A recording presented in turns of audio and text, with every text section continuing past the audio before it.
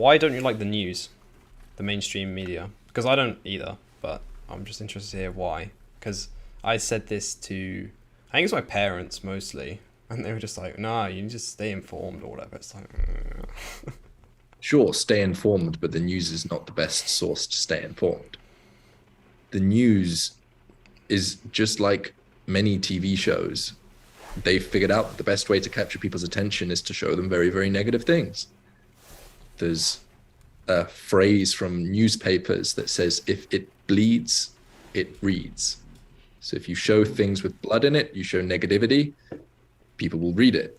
And they've understood that, probably because deep within our DNA, we're more attuned to be afraid of the tiger. That's more important if there's like a lion near us to be informed about that than it is to be informed about the pretty roses and the flowers. mm, They talk about tigers and they talk about negativity, it captures attention.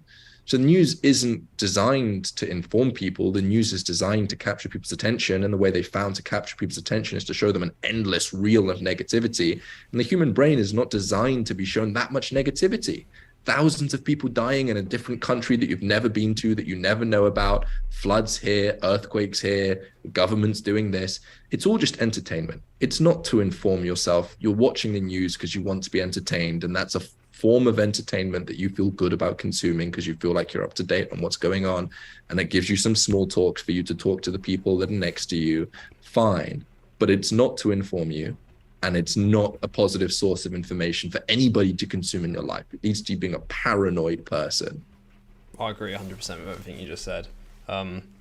Yeah, like especially with the rise of things like TikTok and YouTube Shorts and all this, like the news is now competing against that. So the even written news, the title's going to get more and more clickbait, and like you said, war for attention really. And I think it was Jordan Peterson said if it's like news for a day, then it's not news.